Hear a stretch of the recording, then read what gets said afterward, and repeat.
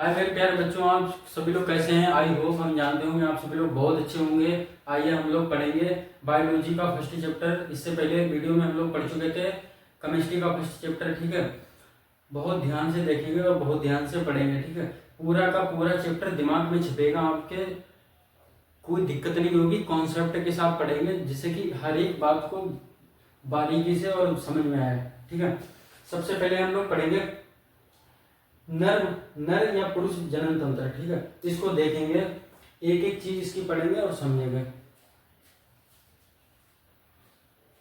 सबसे पहले पुरुषों में देखते हैं, ये होता है वृषण। वृषण कोष होता है। वृषण कोष जो होता है, वृषण कोष के अंदर वृषण होता है। वृषण क्या होता है? वृषण आपने देखा होगा, जो लड़के होते हैं, जो मेल होते हैं ना, उनके दो टांगों के बीच में लटकता हुआ पार्ट दिखाई देता है, वो होता है वृषण कोष। ठीक है, ये भगवान की पता नहीं कितना दिमाग भगवान ने लगाकर ये बनाया है कि मतलब ये शरीर के बाहर क्यों बनाया है, इसकी वजह क्या है शरीर के बाहर बनाने की? कुछ तो ना वजह रही होगी। ऐसे शरीर के अंदर किडनी है, फेफड़े हैं, बाकी और सब चीजें हैं, लीवर है, हमारा सब कुछ शरीर के अंदर है, मगर इस चीज को शरीर के बाहर क्यों बनाया है? ऐसा क्यों है? ये दो टांगों के बीच में लटका दिया। क्यों लटका दिया भाई? इसकी वजह क्या है? इसकी वजह क्या है इसको समझिएगा। इसकी वजह है कि हमारी जो बॉडी है ना, उसका टेम्परेचर कितना होता है? 37 डिग्री सेल्सियस। और जो वृषण होता है, वृषण में क्या बनता है? स्पर्म बनता है, मतलब शुक्राणु बनते हैं इसमें। शुक्राणु जो होता है वो 37 डिग्री सेल्सियस पर अगर बनेगा तो शुक्राणु जीवित नहीं रहेगा, वो मर जाएगा। जब शुक्राणु जिस व्यक्ति के अंदर मर जाएगा तो वो बच्चा पैदा कर ही नहीं पाएगा। कैसे कर पाएगा? जब शुक्राणु नहीं बनेगा तो जनन होगा ही, मतलब फर्टिलाइजेशन होगा ही नहीं, तो बच्चा फर्टिलाइजेशन नहीं होगा तो बच्चा हो ही नहीं। ठीक है, इसीलिए इसको दोनों टांगों के बीच में, मतलब फंदे की तरह, फांसी के फंदे की तरह नीचे लटका दिया, तुम यहीं पे रहो।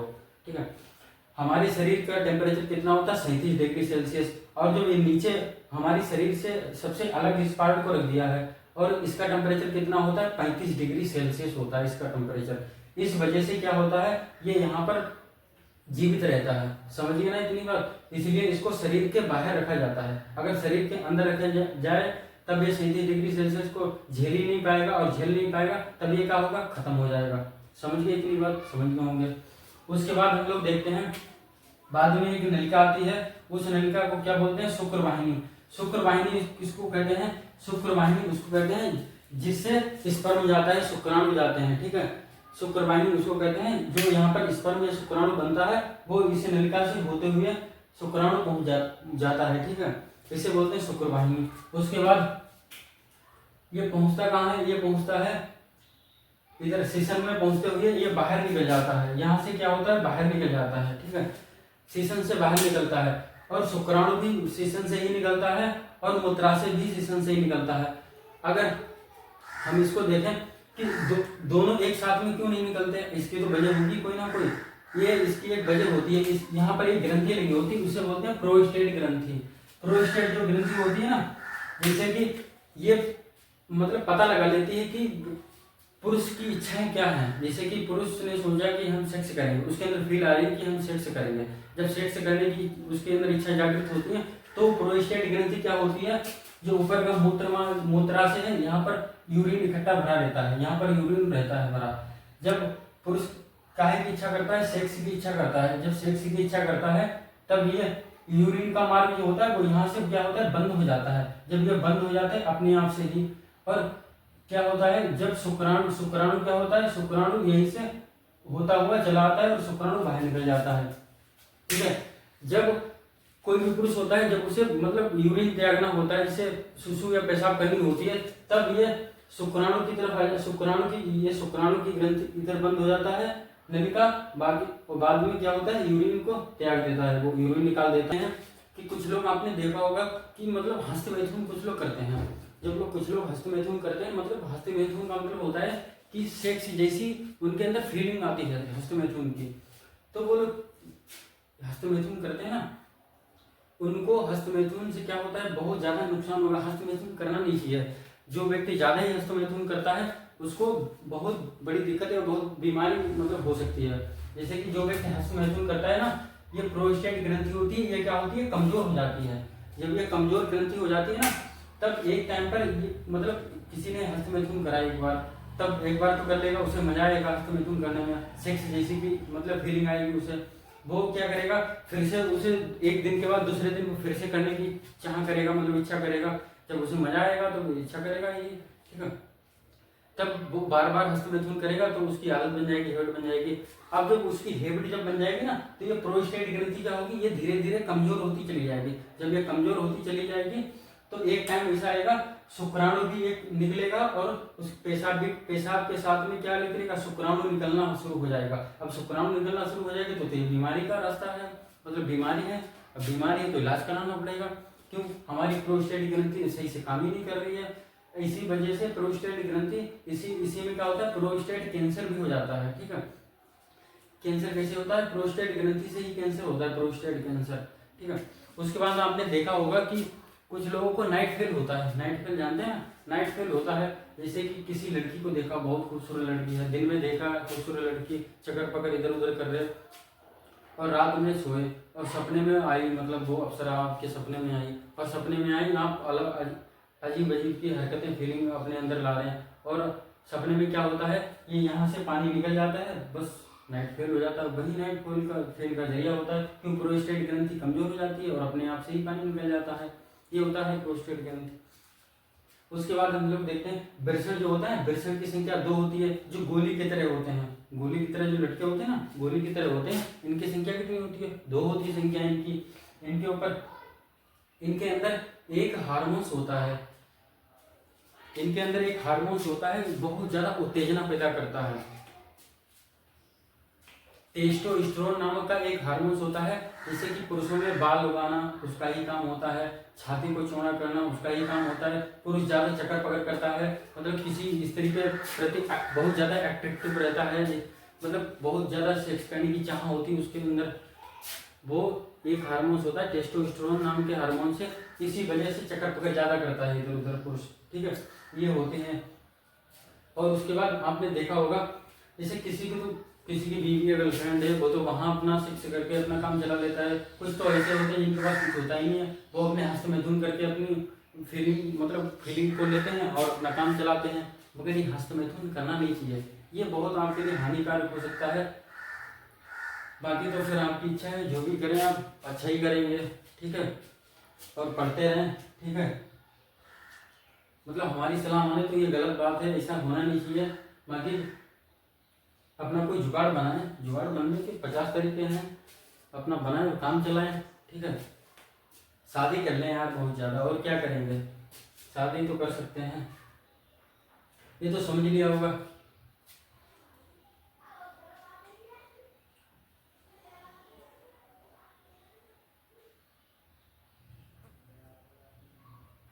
उसके बाद हम लोग देखेंगे शुक्राणु जो होता है, शुक्राणु क्या करता है, इसमें पूंछ होती है। ये पूंछ जो होती है ना, ये क्या होता है, ये माइटोकॉन्ड्रिया होती है। ये शुक्राणु में माइटोकॉन्ड्रिया होता है पूंछ की तरह। ये क्या करता है, ये चल सकता है, ठीक है। और जो मादा होती है ना, उनमें अंडाणु होते हैं, उनमें ये पूंछ होती नहीं, माइटोकॉन्ड्रिया होती नहीं, इस वजह से वो चल नहीं पाते हैं। बाकी आगे देखते हैं, आगे हम लोग करते हैं मादा जनन तंत्र या स्त्री जनन तंत्र, ठीक है।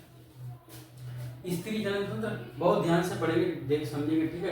अब बहुत अच्छी क्लास होने वाली है। अब साथ साथ में इसको लाइक करते रहें, शेयर करते रहो, कमेंट भी करते रहें, ठीक है। कमेंट में बताएंगे, सब्सक्राइब भी जरूर करें, ठीक है।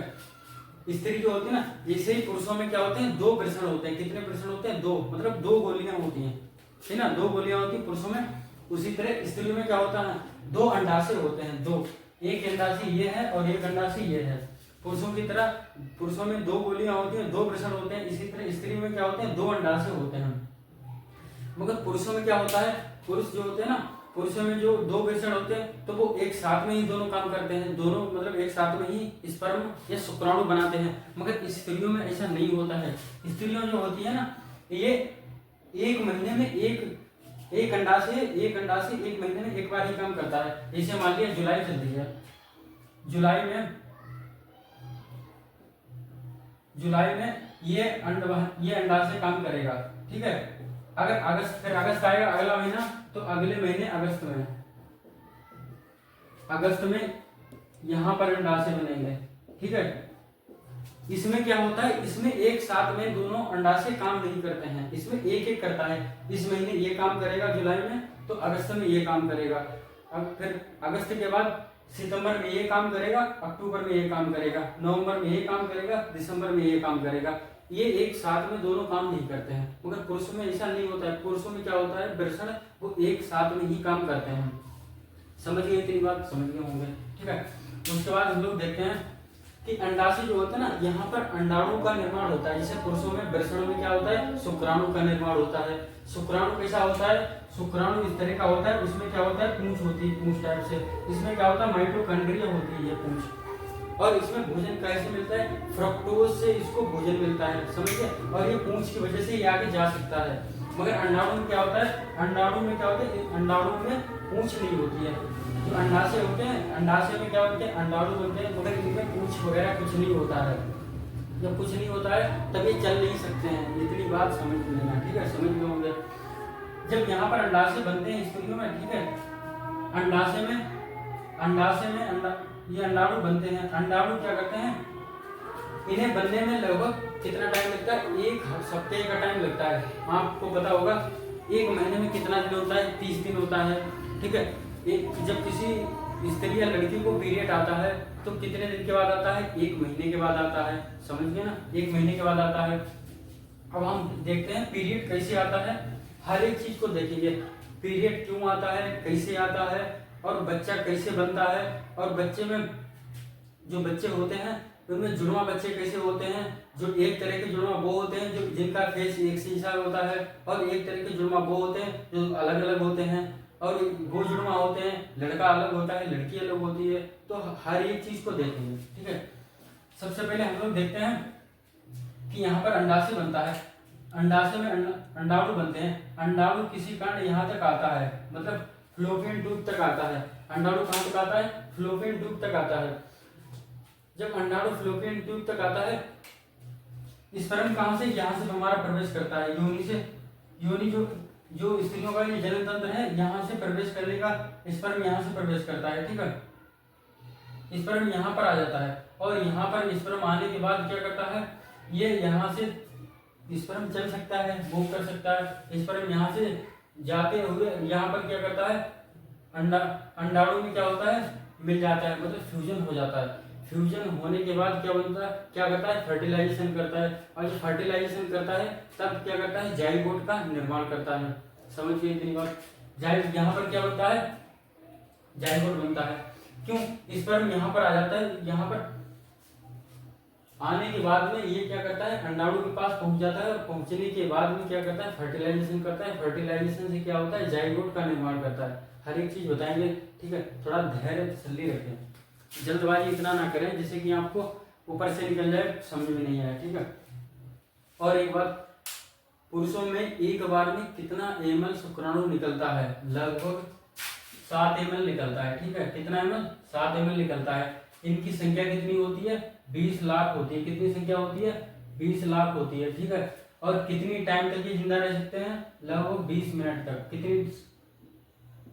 कितने टाइम तक, 20 मिनट तक, ठीक है। एक बार में 7 ml शुक्राणु निकलते हैं, 7 ml तक निकलते हैं, और संख्या कितनी होती है, 20 लाख होती है। कितना टाइम होता है, 20 मिनट तक टाइम होता है। 20 लाख शुक्राणु में से तो लगभग आधे तो ऐसे होते हैं जिनकी पूंछ ही नहीं होती है। तो 20 लाख में से आधे तो ऐसे जिनकी पूंछ नहीं होती है। जब पूंछ नहीं होती है तो वो फर्टिलाइजेशन कर ही नहीं पाते, तो आधे तो ऐसे ही खत्म हो जाते हैं। उसके बाद कुछ शुक्राणु जो बचते हैं, आधे बचते हैं, 10 लाख बचते हैं। 10 लाख जो बचते हैं तब यहाँ पर शुक्राणु आते हैं। कुछ इस तरह सीधे चले आते हैं, कुछ इस तरह चले आते हैं, कुछ और इधर उधर मतलब कमजोर होते हैं, ठीक है। मतलब ऐसे ही सब खत्म हो जाते हैं। बहुत ज्यादा 40 से 1 लाख या 50,000 शुक्राणु बचते हैं। जो सबसे हेल्दी, मतलब जो सबसे अच्छा मजबूत ताकतवर होता है ना, वो ही जाके अंडाणु से फ्यूजन करता है, मतलब फर्टिलाइजेशन करता है। यहाँ से यहाँ पर मिलता है, किससे मिलता है, अंडाणु से मिलता है। एक आता है कोई बहुत ताकतवर, कहते हैं ना योद्धा, जो आता है वही अंडाणु से मिलता है। मिलने के बाद क्या करता है, जाइगोट का निर्माण करता है। फर्टिलाइजेशन के थ्रू जाइगोट बना लेता है। और कहाँ मिलता है, फ्लोपियन ट्यूब में मिलता है। कहाँ मिलता है, फ्लोपियन ट्यूब में। क्यों, अंडाणु जो होता है वो आगे मूव ही नहीं कर पाता, आगे चल ही नहीं पाता। अगर आगे चल पाता तो ये गर्भाशय तक पहुंच जाता है, किसी कारण ये यहाँ तक तो आ जाता है मगर इसके आगे पहुंच ही नहीं पाता है। शुक्राणु फिर क्या करता है, आप इसे पहुंचकर आगे पहुंचकर और इसमें क्या करता है, फर्टिलाइजेशन करता है। फर्टिलाइजेशन के फलस्वरूप इसमें जाइगोट का निर्माण कर देता है। उसके बाद ये जाइगोट जो होता है वो यूट्रस मतलब गर्भाशय में फिर से आ जाता है, ये गर्भाशय यहाँ पर आ जाता है फिर से, और यहीं पर क्या करता है, बच्चे का मतलब पूरी प्रोसेस यहीं पर होती है। ठीक है, बच्चा बनना शुरू यहीं पर होता है, यहीं पर पूरी प्रोसेस शुरू हो जाती है। ठीक है, उसके बाद हम लोग देखते हैं, अब हम लोग देखते हैं कि मतलब पीरियड बच्चा किस किस टाइम अगर मतलब सेक्स कराया जाए तो किस किस टाइम पर बच्चा होने के चांस ज्यादा होते हैं और किस किस टाइम पर नहीं होते हैं। हमने बताया आपको ना, एक महीने में कितने कितने सप्ताह होते हैं, 4 सप्ताह होते हैं। पहला सप्ताह, दूसरा सप्ताह, तीसरा सप्ताह, चौथा सप्ताह। ठीक है, पहला जो सप्ताह होता है उसमें क्या करते हैं, अंडाशय में क्या करते हैं, अंडाणु बनते हैं। पहले सप्ताह में क्या करते हैं, अंडाणु बनते हैं। पहले सप्ताह में अंडाणु बनेंगे। जब अंडाणु बनेंगे तो उतने मतलब मेच्योर नहीं हो पाएंगे, थोड़े कमजोर रहेंगे। जब अंडाणु बनेंगे तो उतने मेच्योर नहीं रह पाएंगे, और जब मेच्योर नहीं पर रह पाएंगे, अगर कमजोर अंडाणु यहाँ से यहाँ पर पहुंच गया और आकर शुक्राणु मिल गया उससे, तो फर्टिलाइजेशन हो जाएगा, नहीं हो पाएगा क्योंकि वो उतना मेच्योर अभी है ही नहीं, तब फर्टिलाइजेशन हो ही नहीं पाएगा क्यों, उसमें बन रहा होगा। ठीक है, तब इसमें क्या होगा, पहले सप्ताह में तो नहीं होगा, मतलब कोई चांस ही नहीं है कि बच्चा यहाँ से हो जाएगा, पहले सप्ताह में नहीं हो पाएगा। जब पहले सप्ताह पूरा होगा तो अंडाणु बन के तैयार हो जाएगा, और पहले सप्ताह में बन के तैयार हो जाएगा जब मैच्योर हो जाएगा। मैच्योर होने के बाद अंडाणु यहाँ पहुंचेगा, दूसरे सप्ताह में मैच्योर होकर फ्लोपियन ट्यूब में पहुंच जाएगा। फ्लोपियन ट्यूब में पहुंच जाएगा और कोई स्त्री जैसे फिर यहाँ पर सेक्स करा जाए, शुक्राणु छोड़ा जाए, और शुक्राणु छोड़ दिया, शुक्राणु आया, उससे फ्यूजन करा मतलब फर्टिलाइजेशन करा, करने के बाद जाइगोट का निर्माण कर लेगा, तो दूसरे सप्ताह में बच्चा बनने के चांस है, बिल्कुल चांस है, क्योंकि पहले सप्ताह में इतना मेच्योर अंडाणु नहीं था कि फर्टिलाइजेशन हो जाता। दूसरे सप्ताह में बिल्कुल चांस है। 1 से 7 दिन के अंदर अगर सेक्स करा जाए, क्यों कमजोर होंगे, बन ही नहीं पाएगा, समझ के पहले सप्ताह में। दूसरे सप्ताह में 7 से 14 में, 14 के अंतर्गत बिल्कुल इसमें बच्चा बन जाएगा, इसमें हो जाएगा बच्चा, ये ठीक है। तीसरा सप्ताह क्या होता है, तीसरे सप्ताह में फर्टिलाइजेशन हो सकता है, तीसरे सप्ताह में भी यहाँ पर भी बच्चा बनने के चांस होते हैं, हो जाएगा बच्चा आराम से, अगर शुक्राणु मिल जाए, अंडाणु को फ्यूजन हो जाए, जाइगोट बना लेगा, बच्चा बन जाएगा। ठीक है, चौथे सप्ताह में क्या होता है, धीरे धीरे ये अंडाणु क्या होते हैं, खत्म होने लगते हैं, मतलब इनकी टाइम जो हो गया ओवर हो गया, मतलब फिनिश हो जाएंगे, खत्म हो जाएंगे। जब ये खत्म हो जाएंगे तब यहाँ पर बच्चा बनेगा, नहीं बनेगा। जब यहाँ पर बच्चा नहीं बनेगा, तब जब ये खत्म हो जाएंगे, मतलब जब अंडाणु क्या होंगे, खत्म होने के कगार पे होंगे, तो कुछ भी शुक्राणु कितना फर्टिलाइजेशन करे, जाइगोट बनेगा ही नहीं, कि वो बेकार हो चुका होगा उस समय। तो 1 महीने में कितने दिन तक, 14 से 21 और 21 से 28, समझ गए ना, कितने दिन बच्चे बन, 1 महीने में कितना टाइम हो, कितने टाइम तक बच्चे बन सकते हैं, लगभग 14 दिन तो बच्चे बनने के चांस होते हैं, मतलब बच्चा बन सकता है। और 14 दिन नहीं, 7 दिन ही है और 7 दिन ही है, इतने टाइम पर बच्चा बनने के कोई चांस नहीं होते हैं। ठीक है, इतनी बात समझ के होंगे, क्योंकि यहाँ पर पहले सप्ताह में मैच्योर नहीं था इतना अंडाणु जिससे कि बच्चा बन जाता। चौथे सप्ताह में इतनी इसकी क्या थी क्षमता, उतनी क्षमता रही नहीं जिससे कि बच्चा बन जाता, और ये गल जाता है, मर जाता है, तभी इसमें फर्टिलाइजेशन हो ही नहीं पाता है। और जो चौथे सप्ताह में ये गल जाता, मर जाता है, तो ये पीरियड का रास्ते होते हुए इसको बाहर निकाल दिया जाता है। इसीलिए बोलते हैं कि 1 महीने में पीरियड आता है। पीरियड, यही जो गंदगी बचती है यही बाहर निकाल दी जाती है, मेंस्ट्रुअल साइकिल की तरह, इसे बोलते हैं मेंस्ट्रुअल साइकिल, मतलब पीरियड बोलते हैं, और यही निकल जाता है बाहर। इसीलिए बोलते हैं स्त्री में पीरियड आते हैं, जो गंदगी रही होती है 1 महीने की, वो सब इसी तरह से निकाल दी जाती है। समझिए ना इतनी बात। उसके बाद देखते हैं, स्त्रियों में एक एस्ट्रोजन नाम का हार्मोन होता है। कौन सा? एस्ट्रोजन नाम का हार्मोन होता है, और उस हार्मोन से क्या होता है, स्त्रियों में उनके स्तन जो होते हैं वो बड़े हो जाते हैं, और उनकी कमर क्या होती है, चौड़ी हो जाती है, और उनके जो बसा ज्यादा मतलब फेट ज्यादा होती है, और त्वचा क्या होती है, मुलायम चिकनी होती है। और बहुत से लक्षण आते हैं, जैसे कि आवाज का पतला होना। उस एस्ट्रोजन नाम के हार्मोन से क्या होता है, आवाज का पतला होना, उससे ही होता है। पसीना बहुत आ रहा है, गर्मी बहुत पड़ रही है, ठीक है। पानी पीते रहे, नहीं तो डिहाइड्रेशन की कमी हो जाएगी, बहुत दिक्कत हो जाएगी। पानी पीते रहे, पढ़ते रहे।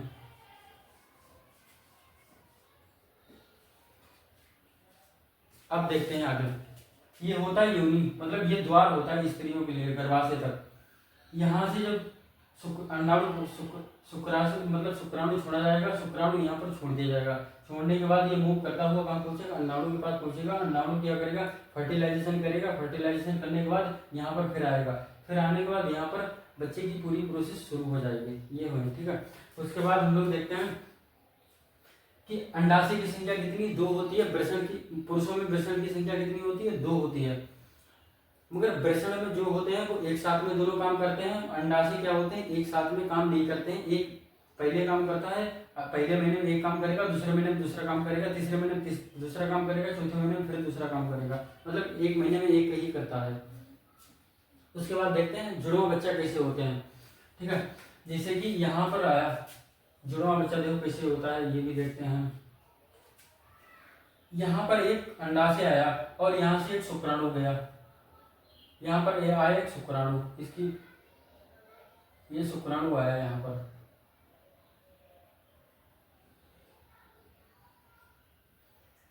ये अंडाशय, ठीक है। ये अंडाशय से शुक्राणु क्या हुआ, फर्टिलाइज हो गया।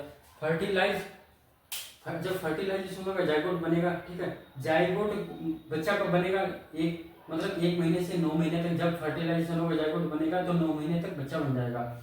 इत्तेफाक किसी कारण ये होता है कि ये जो फर्टिलाइजेशन करता है ना, तो 2-4 दिनों में क्या होता है, ये अंडाशय क्या होता है, ये टूट जाता है, 2 भागों में डिवाइड हो जाता है। जब 2 भागों में डिवाइड हो जाता है, एक शुक्राणु हुआ, एक अंडाणु है। जब जैसे मान लिया एक शुक्राणु,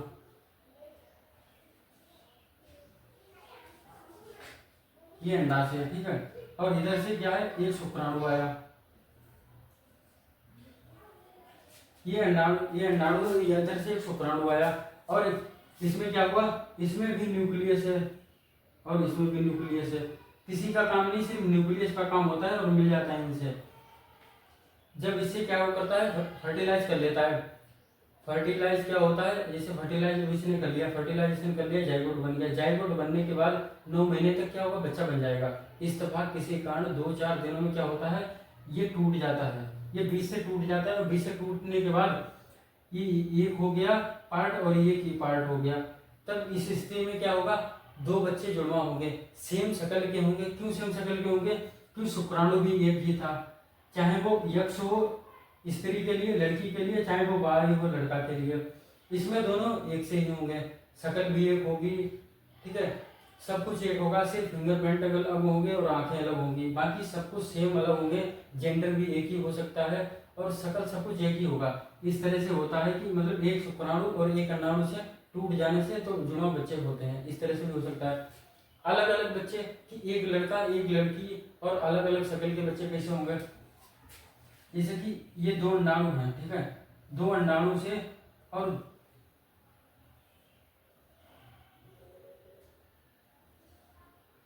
2 शुक्राणु से 2 अंडाणु एक बार में एक ही शुक्राणु से एक ही अंडाणु से एक ही शुक्राणु क्या करता है, फर्टिलाइज कर सकता है। उसके बाद में सब कुछ खत्म, सारा का सारा खेल तुरंत खत्म हो जाता है। उसके बाद कुछ नहीं बचता है। अचानक एक टाइम ऐसा होता है कि 2 अंडाणु और 2 शुक्राणु क्या करते हैं, एग्जैक्ट टाइम, 1 सेकंड का हेर फेर नहीं होता, एग्जैक्ट टाइम एक साथ में मिलते हैं।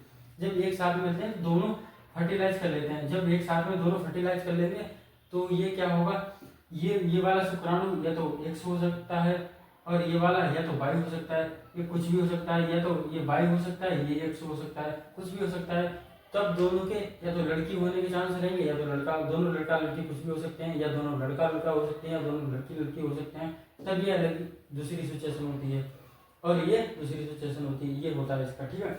आगे देखते हैं, इतनी बात तो समझ गए होंगे। फिर आगे हम लोग देखते हैं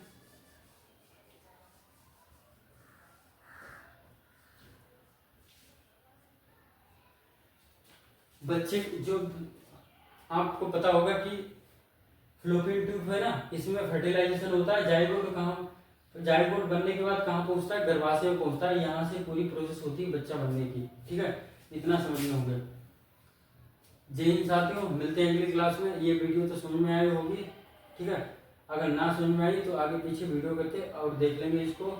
इसका जो पीडीएफ है ना, वो हम इसका पीडीएफ हम इसका डिस्क्रिप्शन बॉक्स में दे देंगे, समझ गए ना। इसका हम और हम एक व्हाट्सएप ग्रुप हमने बनाया है, उसमें भी डाल देंगे।